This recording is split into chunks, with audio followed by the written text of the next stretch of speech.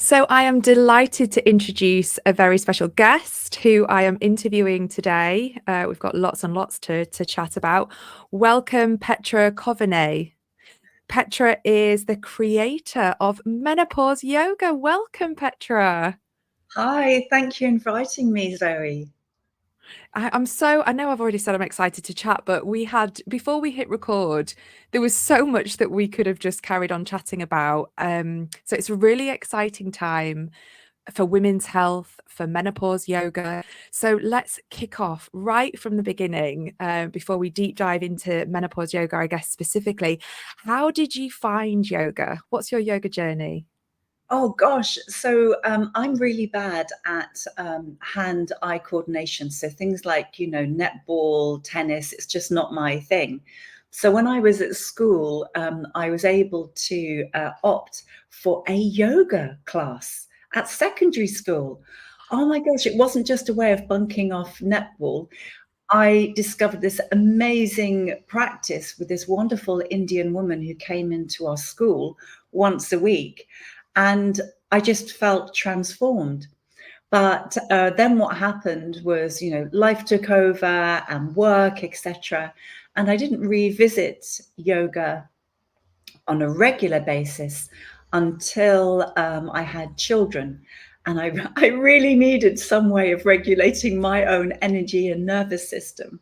So I really got into practicing Ashtanga yoga and did that for about 8 or so years, and then discovered Vinyasa yoga as I was going through my perimenopause. And I am so grateful for all of the teachers who have supported me along the way on their teacher training courses, because without yoga, in all of its very different forms, I could not have navigated my perimenopause. And so that was why during my perimenopause, I realized how essential this was for helping me to navigate this huge change in my life. And I decided that I was going to create something specific for other women going through the menopause. And that's what led to menopause yoga. Oh, that is just so wonderful. And we're having lots of chats with my friends and I about the whole perimenopause and the cycles and stages. So it's incredible to hear that it helped you so much. Is that then what led you to this passion and to create menopause yoga? Absolutely. So, I'm 9 years into my post menopause, which we're going to talk about later. We've reframed it as our second spring. But when I was going through my perimenopause, which was many, many years ago, there was nothing. So you had your standard yoga practices, and I could pick little bits and pieces out of different classes that were helpful. And of course, as I said, I'm in debt to all of those amazing teachers like Max Strom, Mimi Quodema, Jean Hall, Judith Hanson Lasseter. I mean, so many. But what I found was I was having to search for different practices. So by bringing them together, I made it like a one-stop shop, an easy place for women going through the perimenopause, menopause, and postmenopause to be able to find tailored practices with modifications for some of the main symptoms, but also for some of the physical changes that happen that mean that you do need to modify some of the practices. I could give you lots of examples of that, but it means that coming to menopause yoga, you're going to be led by a teacher who is informed and sensitive to what you might be going through. So that could be anything from, let's say you're having hot flushes. Well, standing forward folds are not good for hot flushes, or being upside down in inversions. Even though traditionally in Ayurveda, they might say those are good poses to practice, in actual fact, as the member of a public coming into the class, it's going to trigger a hot flush and make you feel even worse. And of course, we don't want people to walk out of the class. We want them to feel better. So you can add modifications. Or it might be that in perimenopause, the hormone changes cause inflammation in the tissues. So you might find that there's frozen shoulder restricting the movement of the arm. So that means doing sun salutations as you're raising your arms up, or arm balances. It's just not going to be available to you because you're going to be in a lot of pain. The sacroiliac joint and the lumbar spine, L4-5, often become inflamed, or sciatica. These are really simple things to be aware of, but it means that if you've got a teacher who knows that, then when you come into poses such as a lying twist, you can place a prop between your thighs to stabilize the sacroiliac joint rather than twisting, rotating too much. And then, of course, there's osteoporosis. 1 in 2 women go on at later life to develop that weakening of the bones. And so we need to be aware of how to modify things such as standing forward folds or deep twists. So these different ways to modify practices, create a safe practice that feels welcoming to women, and they know that they're in safe hands. But then in addition to that, I've, over many years of research and practice and getting feedback from the women in my classes, I created specific classes and practices for alleviating symptoms such as, well, if you do have hot flushes, what could you do as your practice? Or if you do have menopause rage and irritability, what can you do to help soothe that emotional heat in the body? Or maybe you've got anxiety and overwhelm, or that insomnia and fatigue, or, and this is a really important one that isn't talked about so much, as you're going into postmenopause, you can find yourself feeling low mood, lethargy, a kind of emotional fatigue. And that's not widely talked about. So what can we do to help lift that? And we've got very specific practices for that as well. Wow, so much happening. So did you develop all of these sort of asanas or solutions based on your personal experience? It was a combination, Zoe. It was my personal experience, teaching other women in workshops and classes, and always listening to feedback. So getting their feedback about what works, what doesn't work. But I also deep dived into Indian Ayurveda to understand what's going on in the body and the mind at these stages of life.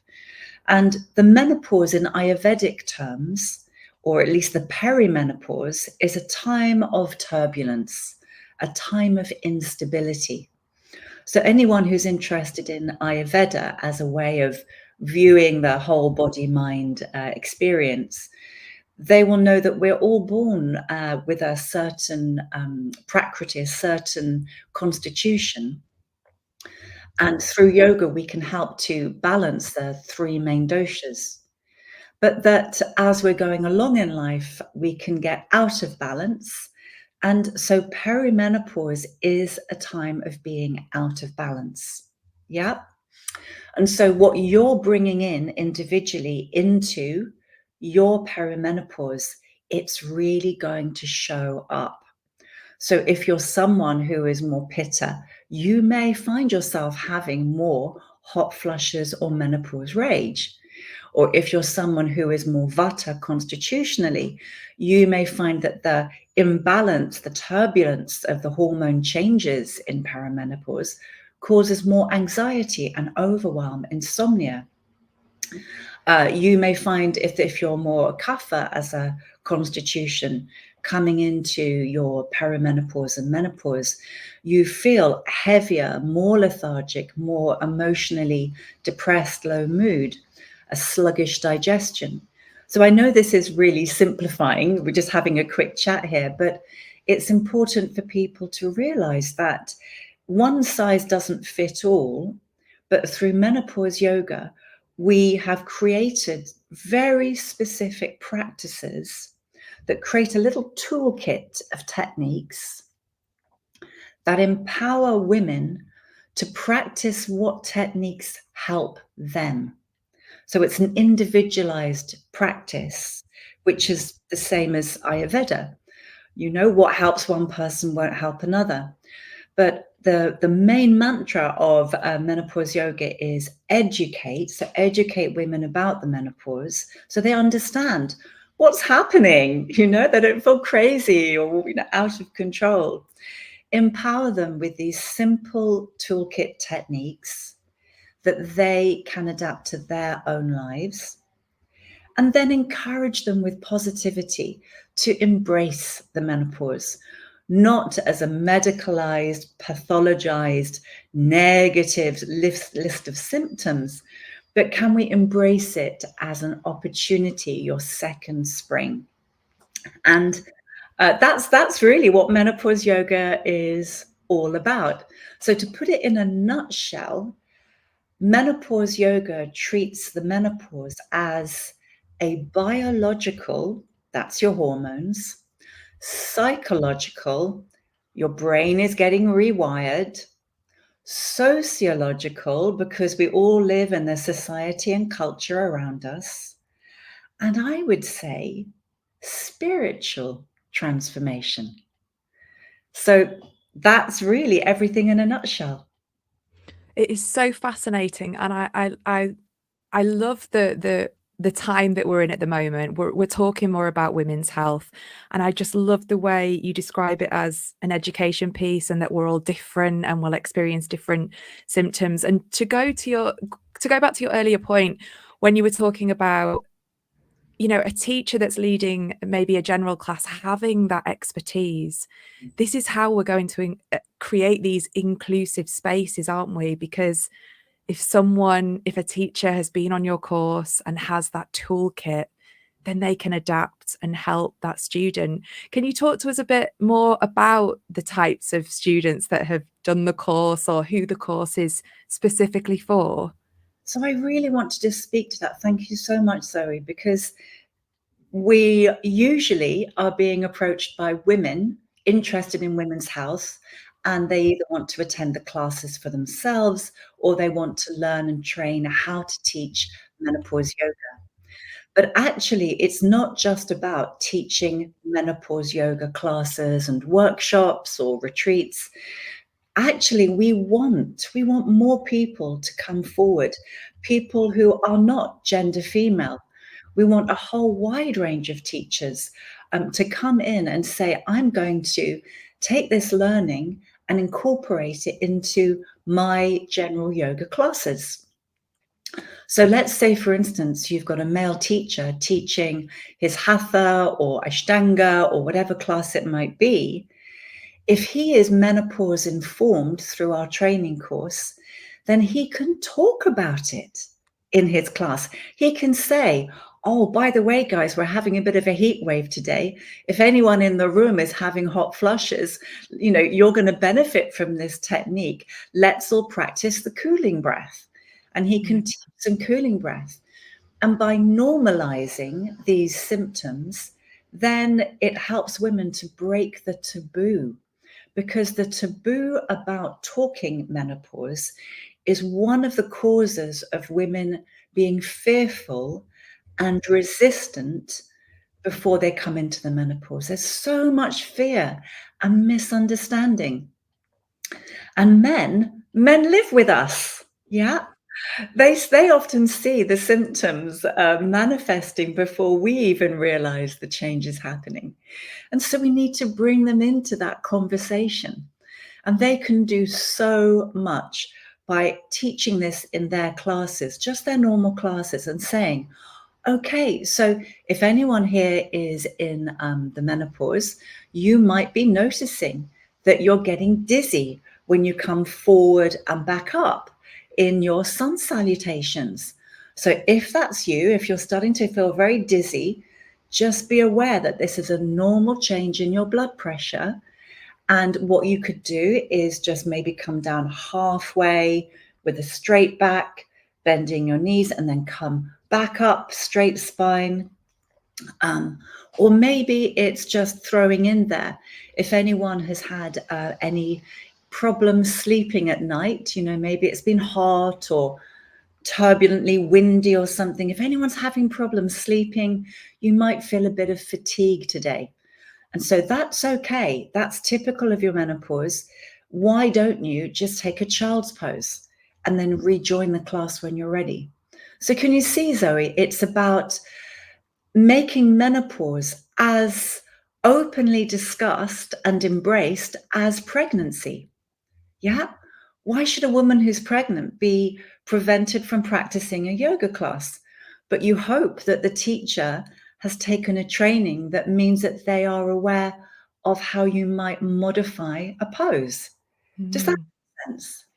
Yeah, that was so interesting, and it's kind of how I see it in my head in terms of moving towards this breaking the taboo, having the conversations, normalizing it. Yay, more of that, please. And I loved your point about all teachers and all genders, like all are welcome, because the inclusive in terms of inclusivity, we all need to be in the room, don't we? We all need to be having the conversation. So I'm really excited by your answer to that. It is, I And feel like there's a movement. yes, it is. It is a menopause movement, and it's transforming women's health, but it's also transforming society here in the UK. And what we're doing in the UK has started to ripple out across the world, which is also really exciting. But just to go back to that point of inclusivity, two little points well, not little, they're important points.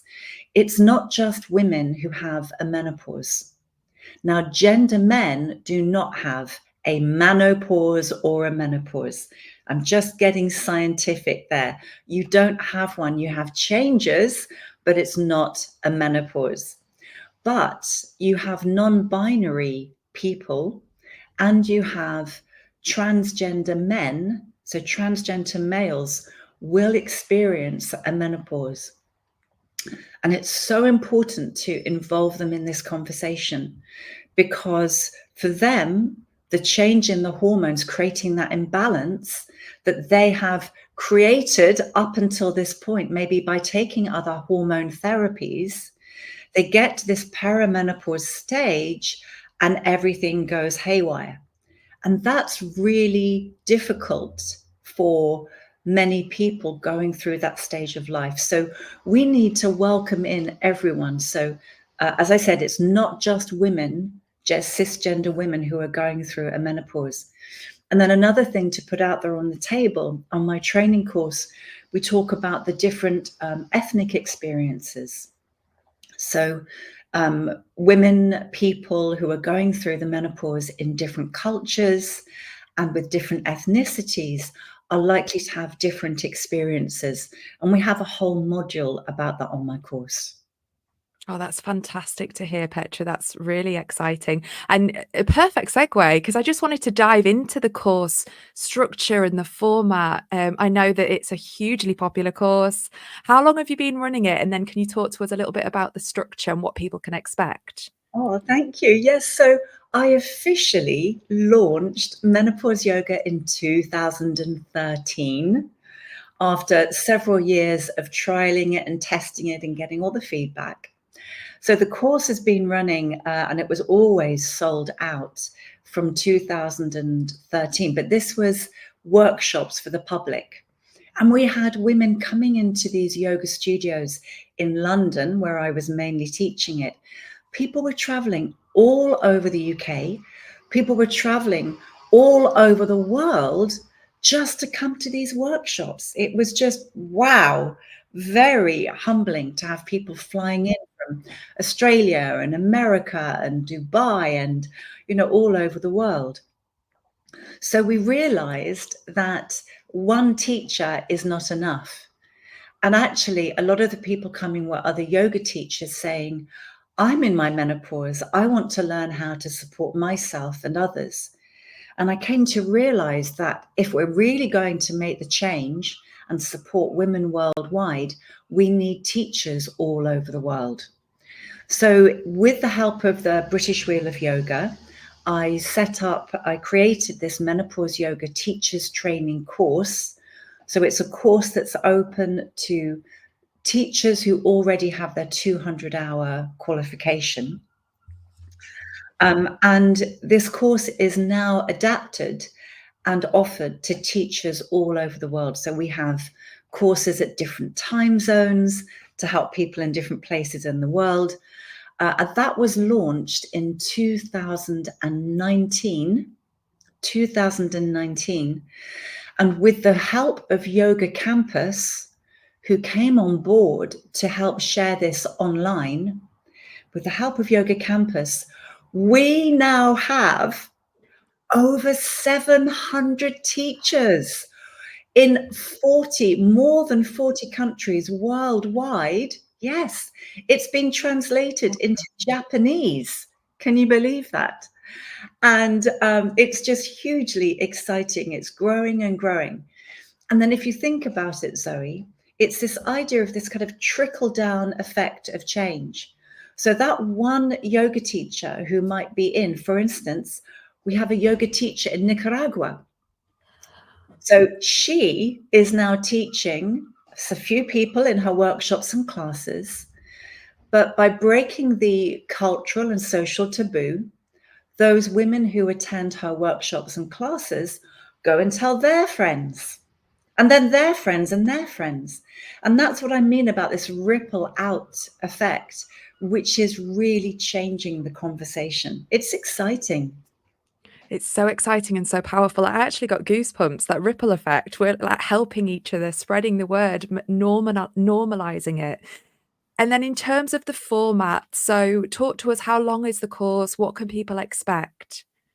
So we have a 10-hour CPD, which is menopause awareness, and that's available to everyone. And that could be yoga teachers, Pilates teachers, movement teachers, or practitioners. And that's really just to help inform those teachers how to integrate menopause-informed practices in their own classes. In addition to that, we have the 40-hour teachers training course, where you learn how to teach 4 of the main classes and workshops. And you also learn how to hold space in women's circles, because that's a really important part of the workshops. Being able to help that conversation come in, that's what's going to change people's perspective and help those women who feel very lost and alone. So that course at the moment is taught online over 4 weeks, so every month, 5 online live sessions. But in addition to that, we have a growing wealth of webinars and talks and classes which are in the online library, which is hosted by Yoga Campus. We're so grateful to the Yoga Campus team who manage that, and you've made it a really accessible, guided studying experience with different modules to go through. And people have access to that content for over a year, so that even though there's a lot to take in on the course, you can still go back in and watch and learn and remind yourself. So that's how we work it. It's usually a course every month. And because I'm a member of the British Menopause Society, the North American Menopause Society, the Australasian Menopause Society, we've also got different specific information that will be added into the course for people in those specific areas. That sounds fantastic, Petra. Well done. I have to say, you do need to sometimes pause and just give yourself a huge pat on the back for what you have created. It's empowering and it's exciting. And can you think of any, I don't know, past case studies? Like when people graduate from the course, do they go straight into teaching? Do they wait? Is it all a mixture? Oh my gosh. So I have had the privilege of, on the very first Menopause Yoga teachers training course, which was hosted at the Menopause centre run by Dr. Louise Newson in the UK. So she is very far advanced in embracing holistic support and care for women, not just HRT, not just nutrition, not just herbal remedies. She also includes yoga in her menopause centre and supports the teaching of yoga. So very, very open-minded. But on that first course, it included someone called I've gone completely blank. I'm going to get her name is Dina, and she then went on to create Menopause Pilates, which she has run hugely successfully all over the world. We have there is actually so many big name teachers who've come out of this course who are now running their own workshops all over the world. But some people go straight into running workshops and classes. Some people practice it themselves and integrate it into their own classes. So you've got choices about how you do it. Some people take the information that they've gathered on the course and go and run corporate menopause workshops for the workplace. Yeah. Some people love retreats, so they start hosting menopause and well-being retreats. Because the course doesn't just include yoga, it includes information about the medical side, nutrition, herbal remedies, Ayurveda, complementary therapies, traditional Chinese medicine, so many aspects. And I'd love to show you a few of the slides that I have just to give you a taster. We're so connected, Petra. That was my next question. We are in sync. Yeah, because I wanted to go back to right to the beginning of our chat when you talked about this second spring. So let's do it. I will add your slides. So for anyone listening on audio, Petra will provide these. You can drop your email address and we will send you these slides. Go ahead, Petra. So just to show you how I integrate things. So I think it's really important for us to understand what's happening to us. So menopause yoga combines Western medical science with Eastern well-being under the umbrella of women's empowerment. And that's really important too. So in the course, you'll see slides like this giving you the menopause medical definition and the different stages of the menopause, which have been here in the medical professions since the Victorian era. We've now updated those, so the medical world has updated those stages of the menopause. So it's more nuanced, more depth and understanding about what really happens at the different stages, including post-menopause. We look at hormones, we understand what the hormone changes are that we're going through in that menopause stage, perimenopause, menopause, postmenopause, so that we then understand, well, why are we having some of these symptoms? And there are physical symptoms, there are psychological symptoms. And here is just a little picture, if you're looking at this visually. These are some of the symptoms, but I always say to the people on my course, this is not all of them. There are actually more than 34 symptoms, and that's because the decline in estrogen specifically affects almost every single cell in your body and your brain. And we also need to be aware of the long-term health risks that women experience. So I mentioned osteoporosis in the UK. There are 1 in 2 women who go on to develop osteoporosis, the weakening of the bones. And so we need to be aware of that because it doesn't have to be this way.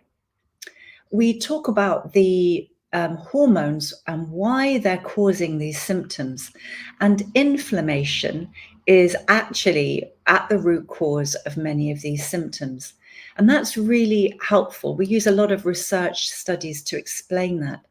When you've got an increase in inflammation, you can see on screen, there are going to be lots of negative side effects. And if you can lower that inflammation, It's going to reduce a lot of those symptoms. What's really interesting is on both sides of this, you'll see is stress. So if you were to imagine, so anyone looking at this visually, I'm holding up my hands like a set of scales, weighing scales. And in your right hand, if I get on screen, in your right hand, you might have your stress levels, and the hormones that you associate with stress are cortisol and adrenaline, for instance. And then on the other side of the weighing scales, you're going to have um, your other hormones, estrogen, progesterone, testosterone, that you need to regulate your endocrine system, your hormone system. So what happens is if your stress levels go up, then thinking about that weighing scale, if your stress levels go up, cortisol and adrenaline are going to steal, they're going to reduce your levels of estrogen, progesterone, and testosterone. Yeah. So if you're trying to regulate your hormone levels coming through your menopause, then you need to reduce your stress. And then the other issue is that because of this imbalance in hormones at this stage, our ability to manage normal everyday stress, it gets compromised. So things that you might have thought, well, that's a little bit stressful, but I can manage that. Suddenly it becomes increased. So something really small like, I've got a work deadline. I know I can do this if I just keep going. Now you're going to feel overwhelmed, like I cannot achieve that work deadline. And then what you might end up doing is, as we know in yoga, you've got fight, flight, freeze, fawn. You might end up freezing, just drawing inwards, going, I can't do this. And that's why 1 in 10 women in the UK say that they've left their jobs because of their menopause symptoms. But as you can see, that's pretty negative. We need to know why this is happening to us, the causes. So we're not insane, we're not going crazy, it's real.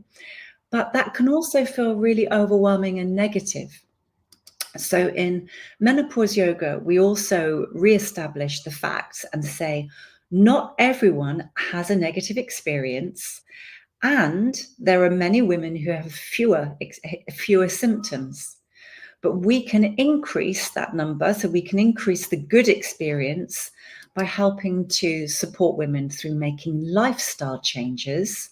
You might want to take some medication such as HRT, that's your choice. Some people are not able to take HRT, but there are many other lifestyle changes you can make.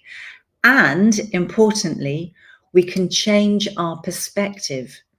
So if we welcome in that Eastern perspective from traditional Chinese medicine, they reframe the menopause as a journey, like crossing the bridge that you can see on screen. We're crossing the bridge into our second spring. And this is a very real thing. I'm in my second spring. I can tell you it's very real. So we also bring in that Ayurveda perspective that says, as you're aging, becoming the wise woman, this is something where you should welcome in the experience of wisdom and knowledge. And the image you can see on screen now is welcoming in the idea of seasonal changes, so that a woman goes through different seasonal changes, like the seasons of nature. Spring is our youth, summer is our womanhood, autumn is our perimenopause, winter is our menopause, that time of deep rest. And if we allow ourselves that time of deep rest and recharging our batteries and looking after, rebalancing our health, then we can step into our second spring. Just a couple of little uplifting points I'd love to share here. So second spring is this concept that in your menstrual cycle, every month you would lose your chi, your energy, your essence, as you release your heavenly water. Isn't that a lovely phrase, Zoe, for menstruation? Wow. Heavenly water. But so you're doing that as women cycle, we're going through these cycles every month. You're losing some of that chi with your heavenly water. But when you get to post-menopause, when you've stopped having your periods, instead of losing that energy recycles up towards your heart. And your heart, well, in yoga, we call it Anahata chakra, the seat of kindness and compassion, creativity. And in traditional Chinese medicine, they also see this as a place of your heart and your creativity. So, what can happen for you in your post-menopause is that this energy, if you help to bring it up towards your heart, there can be this blossoming of creative energy. And that might mean that you find yourself delving into writing, singing, dancing, cooking food, owning a garden, allotment, or you might even find yourself campaigning for change. And this is really important. So I want to give you a couple of examples, Zoe. I've had women who've been on my course who discover their second spring, and they've gone on to write books. They've gone on to write poetry. They've gone on to travel around the world on the back of a motorbike. They've gone on to returning to what they felt they enjoyed when they were younger, such as riding horses. One woman I know, she's got together with a group of female friends, and they look after, they rent a horse, and they go horse riding together every weekend. There are so many wonderful experiences that women have told me about that happens to them in their second spring. Women also start to find their voice. Oh, Zoe, this is so interesting. In traditional Chinese medicine, they will often say, you know, a woman is in her second spring because she's voicing her opinions more strongly. In the Western world, you often hear women say, I don't take any more BS anymore. Okay. And certainly they start to find their voice. In fact, did you know that your timbre, your voice drops slightly in your post-menopause, which I find fascinating, because when your voice is that little tiny bit lower, it's associated with authority. Yeah. So it's an empowering voice drop. And in Menopause Yoga, we help women to harness that second spring energy. And instead of exploding, which we often do in our menopause rage, that irritability, we can learn to harness that voice, harness that energy, and turn our rage into outrage. Now, Zoe, this for me is super exciting. Super exciting, because if we all start to harness that outrage, then I truly believe that we are going to be developing the new generation of future leaders. Instead of accepting what we see around us in terms of inequality, damage to the environment, damage to ourselves, instead, I think women are going to step more up to the mark. And we're going to be helping for women to find their voice and create a better world. I hope that doesn't sound too idealistic to everyone out there. I believe it. I believe it too, Petra. It's so empowering, and I can feel your positivity and your energy and your enthusiasm. And to your point about the future leaders, we know that as a society we need role models. So when we look at, like, women in football, when we weren't seeing women playing professional football, it's the same where if we're going to create these future leaders, which I believe we will, then the younger generation looking up will be inspired by those future leaders using their voice. So again, it's this ripple effect. It's so powerful. Thank you, Petra, for sharing your wisdom, your passion, your expertise. I want to come and join the course, so I'm sure everybody listening will want to know more. And we're going to use this interview online, but also audio. But if people want to connect with you personally or professionally, how can they find you? So I have a website called menopause-yoga.com. So please come and find me on that website. I'm also on Instagram. I'm very chatty on Instagram. I'm at menopause_yoga. And of course, they can find me on the Yoga Campus courses. I teach in-person courses. I teach courses which are also retreats, because why shouldn't we have a holiday as well? But also I teach lots of courses online with the support of Yoga Campus, of which I'm very grateful. Thank you. And we are grateful for you too. Thank you so much, Petra. It was such a pleasure to chat to you today. You too. Take care. Bye, everyone.